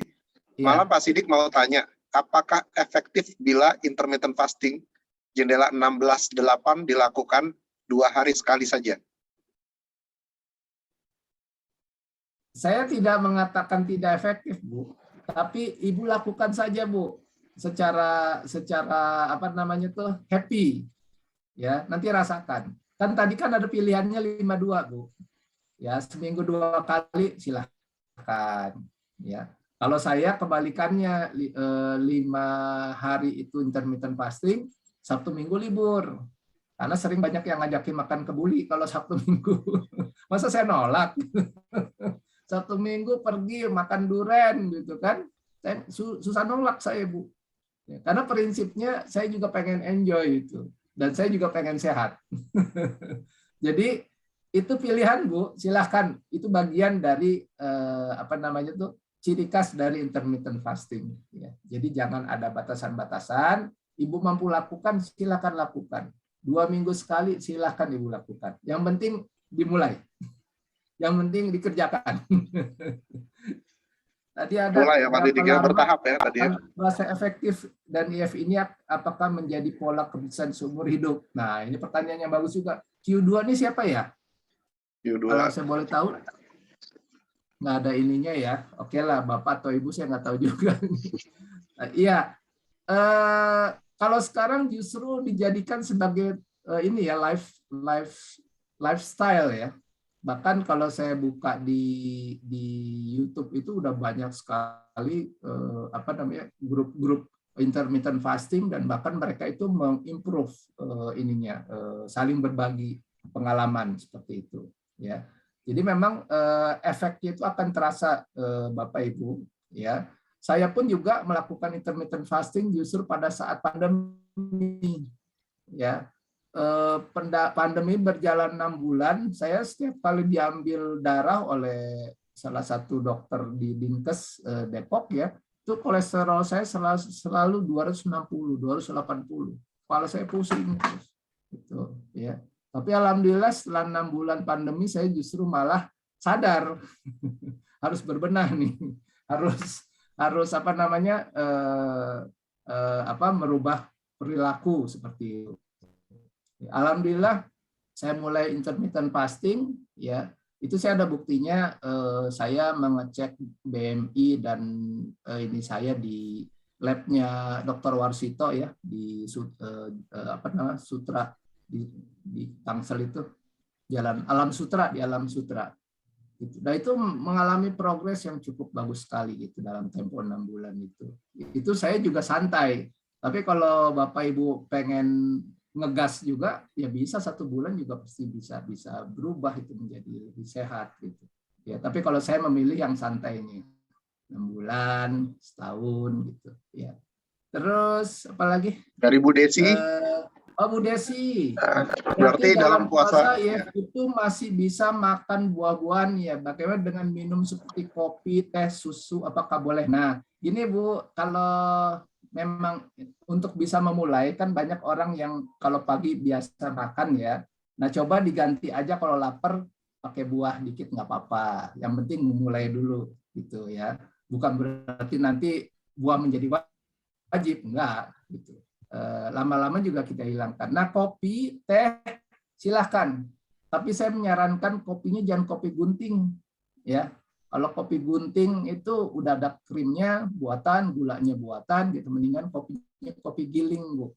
Giling sendiri. Ya. Jadi kopi itu digiling, bukan digunting. Ya. Kalau di Depok terkenal kopi liong gunting. Nah, mendingan beli biji kopi liongnya, minta digiling di sana, di rumah tinggal seduh. Jangan pakai gula. Ya. Karena yang kopi nikmat itu pertama kopi itu digiling bukan digunting, kedua tidak ada gula di antara kita. Ya. Yang ketiga minumnya di ketinggian 1.500 meter, terutama di Bandung. Nah, untuk kopi seperti itu. Teh juga sama Bu ya. Jangan minum kopi celup. Tapi biasakan minum kopi yang minum teh yang ada daun tehnya. Itu jauh lebih menyehatkan. Dan tanpa gula juga ya. Jadi kalau ibu bangun tidur lapar gitu ya, silakan ngopi Bu. Kata orang katanya minum kopi kena lambungnya sakit gitu ya. Kalau lagi sakit lambung jangan minum kopi ya. Tapi puasa dulu intermittent fasting, insya Allah nanti lambungnya sehat. Kalau udah lambungnya sehat, insya Allah bangun tidur langsung minum kopi begini Bu ya. Saya sebelum intermittent fasting lambung saya akut ya, kena kopi dikit langsung demam. Alhamdulillah sekarang Pak Dial juga ternyata penggemar kopi juga nih. Tiap pagi saya bangun tidur itu selalu dibuatkan kopi giling ya, tanpa gula ya. Lebih enak lagi adalah dikasih perasan itu buah-buahan ya, kayak jeruk atau apa, nggak masalah itu, tidak membatalkan intermittent fasting. Nah ini juga kan enjoy gitu ya. Kita minum kopi pagi hari, insya Allah itu kita segar ya. Saya kadang-kadang senam tera atau saya olahraga bersepeda di rumah gitu ya, ngantor, baru nanti saya dibawakan bekal jam 11 saya baru buka bekal bento saya ya, untuk saya makan ya. Nah kecuali susu jangan Bu. Kalau susu jangan. Sebaiknya susu hindari kecuali nanti pas membuka puasa. Ya. Oke, terus dari Bu Rosa. Nah, ini pilihan ya. Ya. Pak tertarik dengan puasa malam dengan pilihan 16/8, 18/6, 24. Puasa malam ini Bu, ini bagi saya paling gue banget lah gitu. Kenapa? Ya kita kan lebih banyak tidurnya. Misalkan kita selesai makan hari ini ya, malam ini jam 7 ya. Kita selesai Zoom mungkin jam 9:30, langsung tidur tuh. Ya. tidur jam 10, bangun jam 4, ya, itu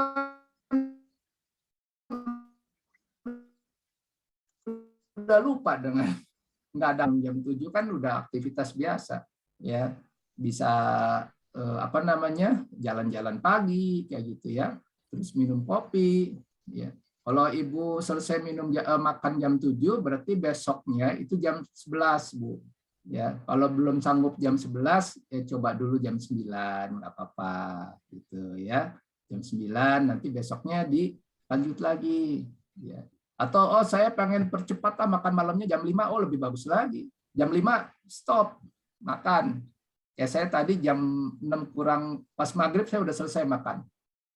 Itu juga saya ada krecek tadi, orang rumah bikin krecek sama satu daging itu saya makan.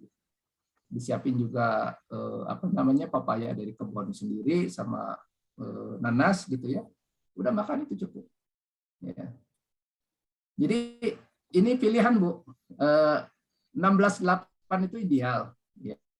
Tapi kalau ibu belum mampu 16/8 bisa bikin 14/10. Silakan.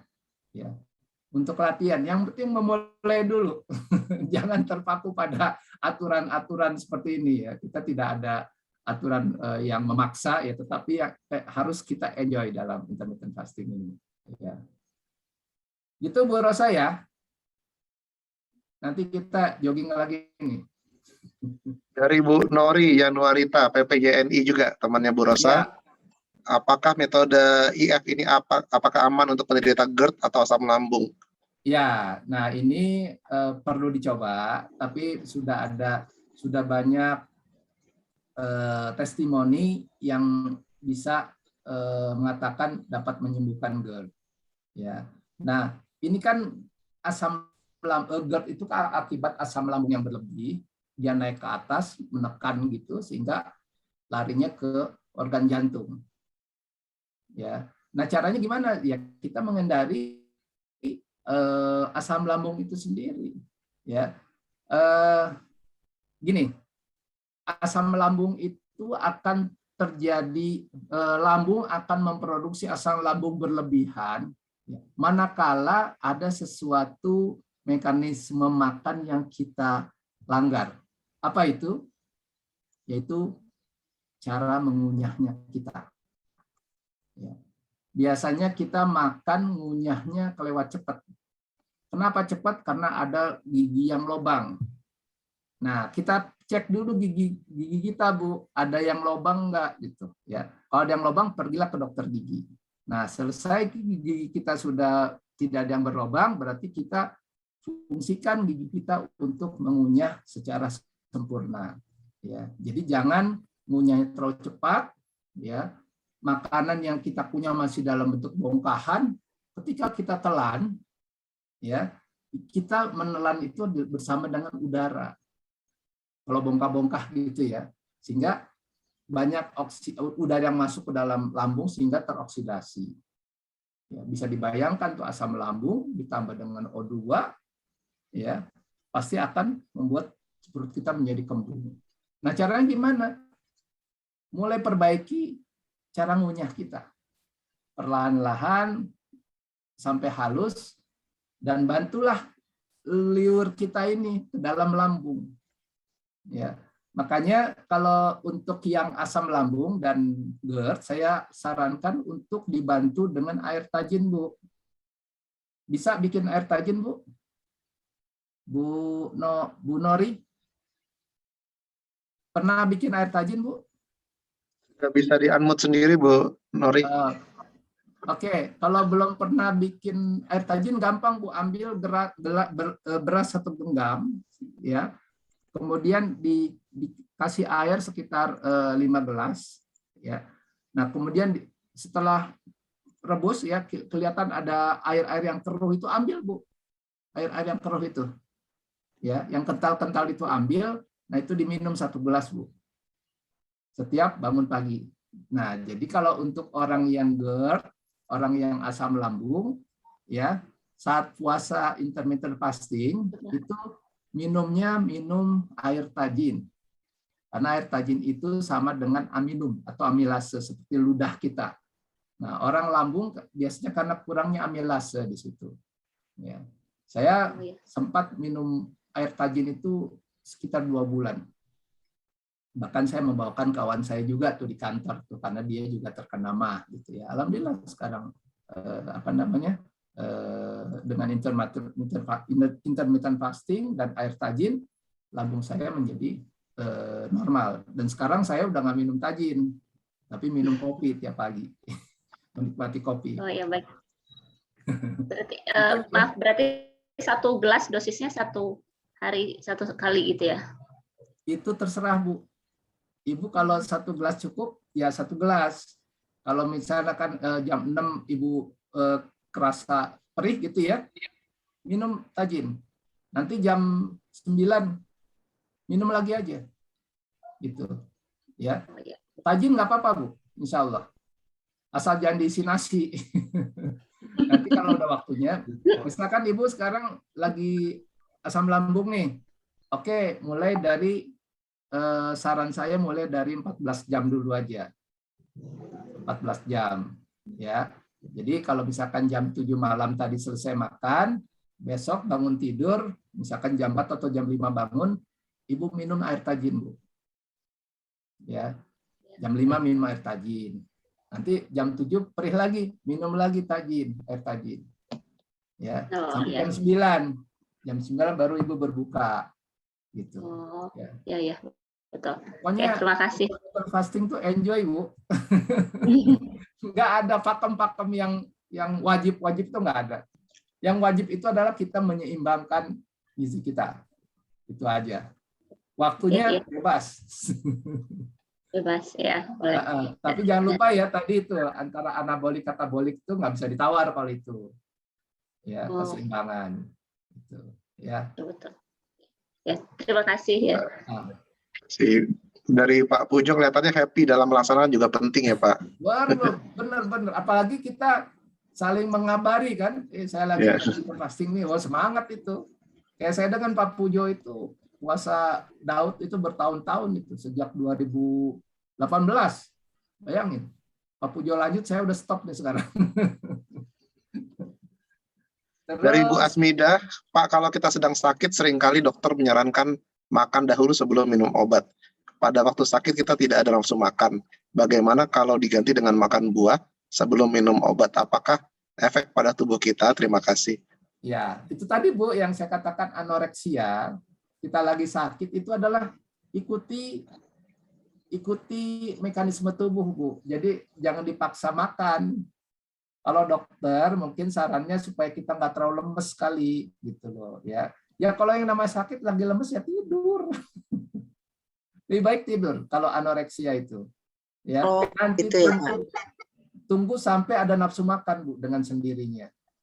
Ya. Nah, untuk minum obat, Ibu isi ala kadarnya aja.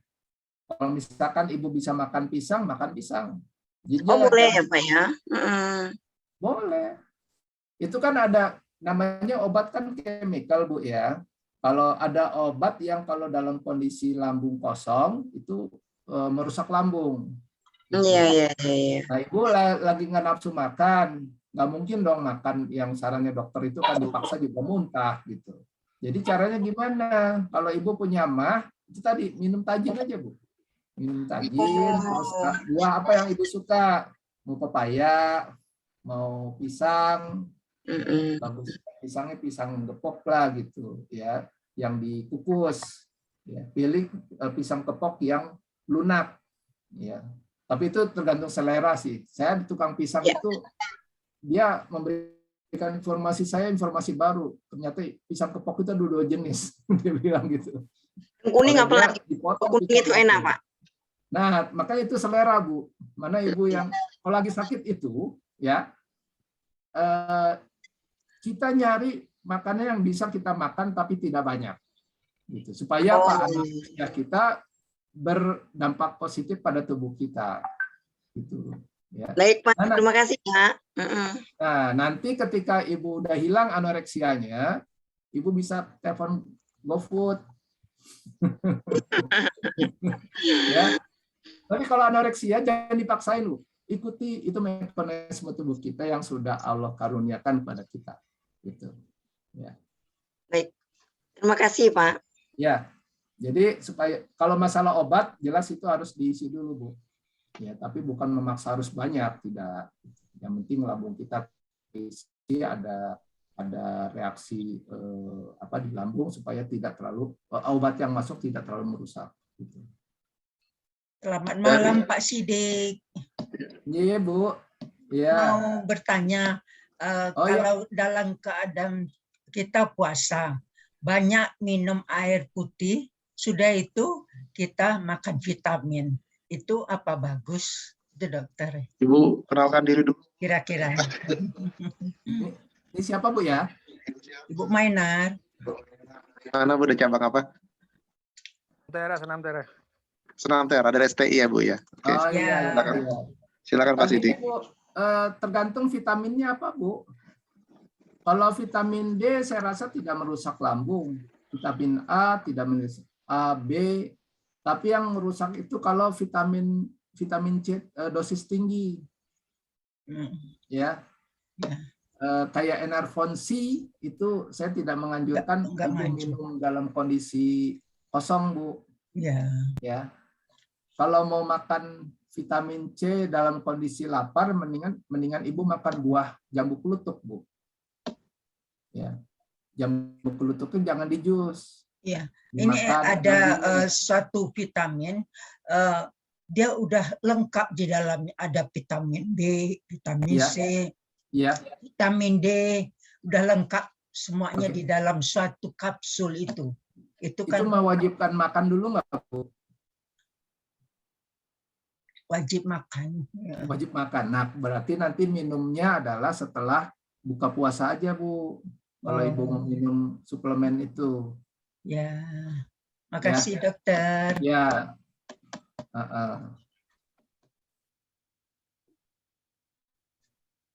Ada lagi nih pertanyaan, untuk normalkan tensi yang selalu tinggi, betulkah harus banyak variasi makan buah? Kombinasi buah apa saja ya Pak sebaiknya? Nah kalau buah, saya terus terang karena saya tidak punya hipertensi Bu ya, sebetulnya hipertensi itu juga adalah bagian dari gangguan metabolik. Ya, kalau dari pengalaman sekarang kalau yang hipertensi coba kurangi dulu garam-garaman, kurangi manis-manis, ya. Jadi karbohidrat itu harus di stop sama sekali untuk yang hipertensi. Nah Bapak Ibu, hipertensi itu kita lihat penyebabnya ya. Biasanya orang menjadi hipertensinya itu karena adanya penyumbatan. Ada penyumbatan sehingga fungsi jantung itu harus bekerja lebih ekstra lagi untuk bisa menyalurkan darah itu sampai pada tujuannya. Nah, terjadinya penyumbatan akibat plak. Ya, plak ini kita sering nyebutnya penjahat utamanya adalah LDL gitu, low dense lipoprotein, ya, LDL. Di mana LDL ini fungsinya adalah sebagai packaging dan sekaligus kurir Gojeknya. Yang dibungkus itu adalah lemak. Tapi bukan lemak yang dihasilkan dari kita makan lemak. Bukan. Tetapi lemak yang diproduksi dari glukosa yang berlebihan. Ya. Kalau kita makan karbohidrat berlebihan akan menimbulkan glukosa, maka oleh liver itu ya, selain dirubah menjadi glikogen, ya, ada juga dirubah menjadi lemak. Nah, lemak ini harus sampai pada jaringan, saya lupa namanya, jaringan untuk menyimpan lemak seperti di sini nih. Ya, dulu saya lebar. Ini foto yang Pak dia pakai masih foto yang dulu saya sebelum intermittent fasting tuh Pak. Jadi bulat gitu. Nyimpan di sini, di leher, kemudian di dada, di pinggang, di pinggul, di paha. Nah, untuk sampai ke sana, itu kan nggak mungkin dikirimnya lewat kulit. ya, tapi dikirimnya lewat pembuluh darah. Nah, supaya bisa pembuluh darah, maka itu dibuat packagingnya dulu dengan LDL. Jadi liver itu kalau dia sudah memproduksi lemak, dia pasti memproduksi LDL. Ya, ibarat kalau Tokopedia ya, kalau dia punya barang, pasti dia juga memproduksi packagingnya ini juga Tokopedia. Ya. Atau kalau ibu biasa belanja online di mana? Shopee ya, Shopee juga harus menyediakan packagingnya juga gitu. Packaging, kemudian ada kurirnya, bawalah melalui peredaran darah untuk sampai ke sini ya, ke jaringan-jaringan yang memang untuk tempat penyimpanan. Tapi apa yang terjadi ya, ketika dia melalui persimpangan yang pembuluhnya semakin sempit, itu biasanya memang ada potensi akan nyangkut di ujung. Terlebih kalau darah kita kental akibat tingkat glukosa kita tinggi. Gitu. Ya. Nah, airnya nyumbat di situ, terjadi plak, ya, maka tekanan darah kita akan naik. Nah, itu yang harus kita pahami dulu, Bu. Ya, penyebab dari hipertensi kita tuh dari mana? Ya, orang kadang bilang, oh, migrain atau apa gitu, enggak. Lihat pasti ada kalau hipertensi biasa jadi pusing. Nah, pusing itu karena adanya sumbatan dan aliran darah tidak normal. Nah, kalau ada seperti itu, ya langkah pertama kita adalah kita normalkan dulu gulanya. Ya, supaya tidak kental, biasanya dokter ngasih obat pengencer darah gitu ya. Nah, kalau mau alamiah ya kita tinggalkan dulu itu yang namanya karbo. Ya. Saya bukan ketois ya. Saya tidak ketois, tapi kalau dalam kondisi seperti ini kayaknya ibu harus keto dulu. Tinggalkan glukosa, tinggalkan karbohidrat, tinggalkan asin-asin, tinggalkan manis-manis. Kalau ibu udah cukup manis, nggak usah minum manis lagi, Bu. Ya. Nah, itu pertama. Tinggalkan itu. Kedua, mulai intermittent fasting. Nah, intermittent fasting itu adalah untuk mengurai plaknya sendiri. Karena plak itu bagi tubuh kita itu adalah sumber simpanan energi. Dan itu tubuh kita mampu dengan proses otofaginya itu diurai plak itu ya, untuk menjadi sumber energi, baik itu menjadi dirubah dari lemak tadi itu ya diurai menjadi asam amino, kemudian itu langsung digunakan oleh tubuh kita. Dan ini sudah banyak orang yang berhasil dengan step-step seperti itu. Ya. Nah, kalau seperti ini, mohon maaf, ini agak rada dipaksa, Bu. Ya, untuk yang hipertensi ya. Jadi menyetop karbohidrat itu harus dipaksa. Mohon maaf. Stop itu, kemudian lakukan intermittent fasting. Insya Allah, Bu. Tapi kalau dokter menyarankan minum obat, jangan di stop sampai ibu normal. Ya. Ya, baik. Ya.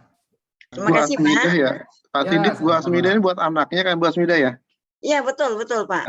Buat Feby kan. Pak Sidik, sekedar informasi, anaknya Bu Asmida, Feby ini memang punya kelainan di klep jantungnya. Jantungnya. Jadi bukan bawaan lahir atau? Bawaan lahir. Bawaan lahir, Pak. Bawaan lahir ya. Kalau bawaan lahir mungkin agak berbeda kasusnya ya. Kalau tadi yang saya ceritakan itu adalah akibat plak. Kalau bawaan lahir memang ini harus konsultasi ke dokter, ya dilihat dulu. Ya memang sekarang ini memang lagi rawat jalan ya Pak ya. Okay. Ada rencana memang dari pihak dokter, kita tuh memang sering ke RSCM Pak. Okay. Anak saya ini ada rencana dari dokter bedah vaskuler, itu ada dilihat dari ginjal kirinya itu ada pembuluh darah, ginjal kiri itu ada penyempitan begitu Pak. Ada rencana, ini baru rencana dokter. Usia 18 tahun Pak, 18 tahun sekarang. Tapi sempat normal Bu ya? Ya. Rencananya memang ada. Ya Pak? Sempat normal Bu ya? Kejadiannya apakah baru ketika berumur 18 tahun atau? Oh, kejadiannya dari 13 tahun, Pak. baru 13 ketahuan tahun ya, lalu. dari 13 tahun. Di sini selama Iya, iya. sampai dia usia 18 tahun ini dia mendapat suntikan BPG dari dokter di RSCM, Pak. Nah, ada Iya, kira-kira iya. 1 minggu yang lalu itu memang ada perintah dari dokter bedah vaskuler akan dilakukan pemasangan ring di pembuluh darah ginjal kirinya, ada penyempitan. Nah, inilah boleh tahu Pak, kira-kira seberapa seberapa bahaya ya Pak ya? Karena saya ini agak agak awam ya dalam hal ini, minta tolong kasih tahu Pak bagaimana cara keberhasilannya, berapa persen ya kira-kira? Kalau Untuk seandainya pemasangan ring, ya, Bu? dilakukan, Kalau pemasangan ring, insya Allah sekarang ini tingkat keberhasilannya sangat tinggi. Pak. Tinggal masalahnya kalau sudah pasang ring, biasanya kan harus dirawat dengan obat-obatan. Gitu. Nah, ya memang bagusnya sih, Ibu sudah ada second opinion untuk dalam hal ini?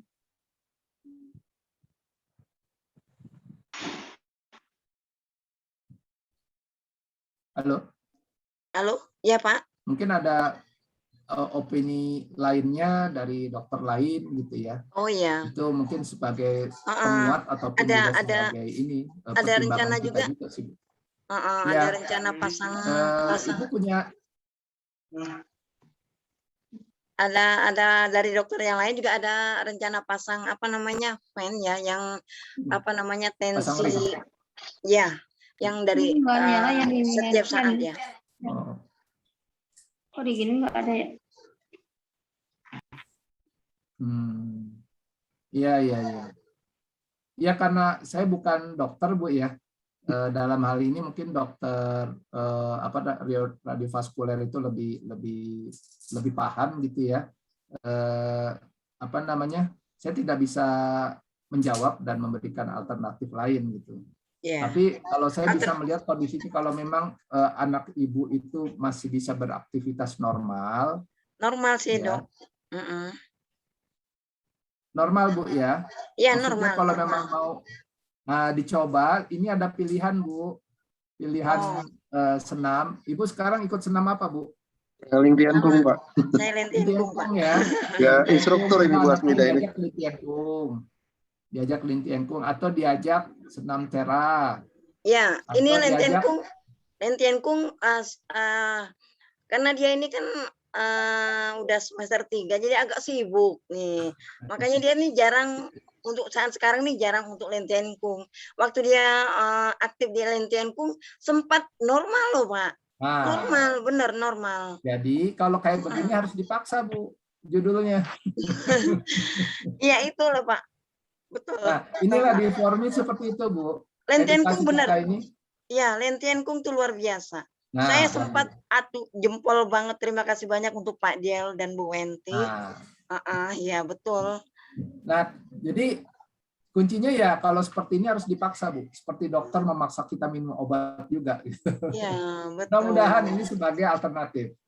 Ya kita berdoa semoga anak ibu menjadi normal kembali ya. Itu Bu. Ya, terima kasih Pak. Ya, sama-sama. Tempat normal Pak Tidik, cuma kena pandemi semua sasana tutup. Nah ini kemudian Feby-nya juga sudah mulai kuliah, sibuk dia kan dengan kegiatan ekstrakurikuler. Karena sehatnya ikut ekstrakurikuler, ya kombinasi dari semua itu menjadi kuat lagi. Dilanjutkan aja. Ya, saya sempat kaget Pak, benar. Saya sempat agak untuk melakukan dari perintah dari bedah vaskuler ini ragu ya saya. Ya itu sebetulnya kan hak ibu ya. Artinya dokter kan hanya memberikan saran-saran gitu. Biasanya kan itu tergantung dari keluarga juga, mau kalau itu bisa dilakukan bedah pada saat kita sudah menandatangani gitu. Tapi kalau ibu yakin dengan senam Lintiankung ini bisa menyembuhkan, biasanya kan dicoba Bu. Makanya sejak pandemi ini Pak. Jadi Feby ini vakum gitu Pak. Jadi Ya. saya, oh iya Makannya betul. masih biasa ya di rumah ya? Gemuk nggak badannya? Ya Pak. Badannya nggak gemuk, Pak. Ya. Ya proporsional lah badannya. Proporsional ya. Cuman memang karena kelainan Ya. itu. Jadi Bukan profesional ya. Ya dibantu aja dengan itu tadi Bu, menyimbangkan anabolik kataboliknya. Ya, anaboliknya itu makannya harus di stop dulu, karbohidratnya Bu. Perbanyak proteinnya aja dengan serat.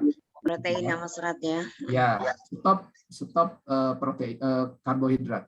Habis itu senamnya kataboliknya itu ambil salah satu. Kalau Ibu udah terbiasa dengan linti engkung. Ya. Ya, kalau sorenya mau ditambah dengan senam tera, kontak Pak Pujo. Oh ya. Ya, insya Allah Bu, saya yakin lah itu bisa. Insya Allah. Nah, ya. Saya kira itu tadi soal komitmen ya Pak. Iya Pak Pujo. Ya, jadi memang harus ada komitmen dari putranya Ibu itu untuk berlatih. Ya, jadi saya kira dan itu insya Allah bisa sembuh ya. Jadi ya itu bisa sembuh Ibu. Jadi karena kan sudah dirasakan bahwa itu sembuh ya. Nah, jadi berhentinya ini sebetulnya yang mengakibatkan kambuh lagi itu sebetulnya karena memang belum sembuh benar. Gitu. Ya. Jadi saya anjurkan untuk pelatihan Lintin Kung untuk itu kalau memang udah pengalaman demikian. Harus dikasih bantu sugesti juga nih. Ya, mungkin setiap hari kan mungkin nggak lama ya, mungkin nggak lama untuk Ya. Ya. Gitu Bu ya.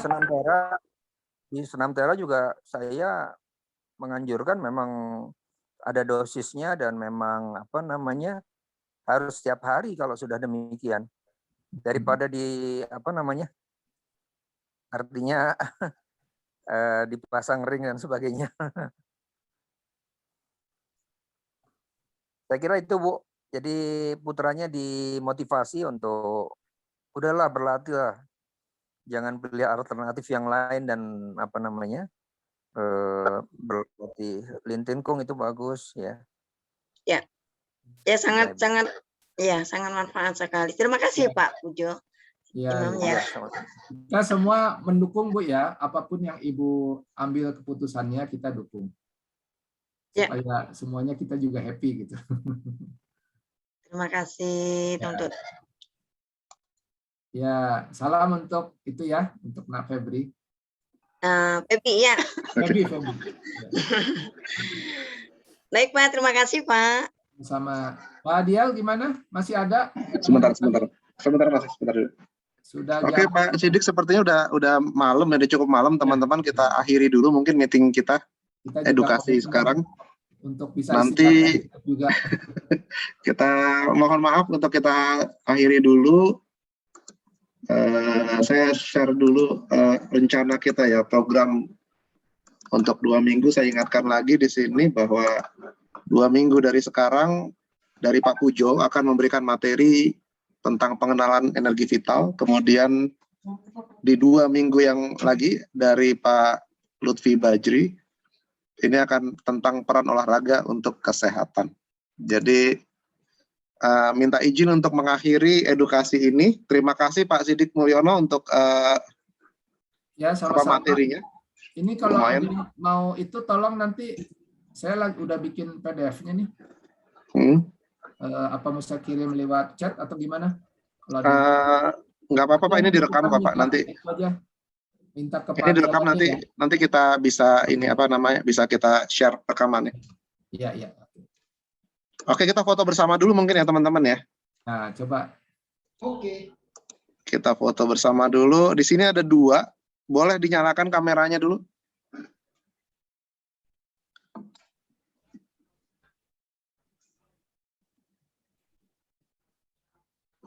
Dinyalakan kameranya. Sebentar ya.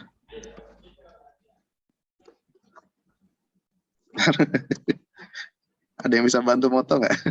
Boleh Pak, saya foto Pak. Oh, siap, saya nggak biasa. Pak Lutfi ya. Oke. 1, 2, 3. Tahan dulu ya. Ya. Tahan dulu ya.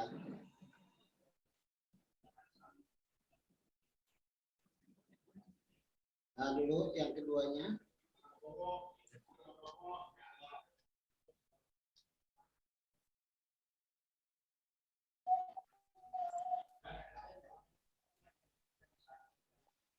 Oke, yang kedua.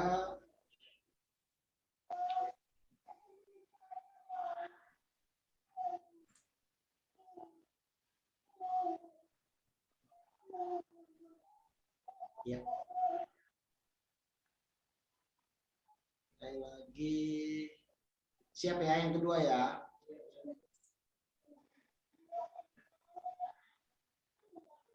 Ya, yang kedua. 1, 2, 3. Oke, sudah Pak. Nanti di-share di grup ya Pak Lutfi ya. Oke. Baik Bapak dan Ibu, terima kasih atas kehadirannya pada malam hari ini. Kita ketemu lagi 2 minggu lagi nanti dengan Pak Pujo ya. Terima kasih. Saya tutup edukasi kita. Billahi taufiq wal hidayah. Assalamualaikum warahmatullahi wabarakatuh. Selamat malam. Waalaikumsalam warahmatullahi Terima kasih. wabarakatuh. Terima kasih Pak Adil. Terima kasih Dik. Boleh. Kami Bu. Terima kasih. Banyak juga yang dari luar negeri juga nih saya lihat ada yang ikut nih. Yo, makasih semuanya. Ya, Assalamualaikum. Pak, makasih Pak Pujo. Saya end meetingnya ya. Semua teman-teman. Ya.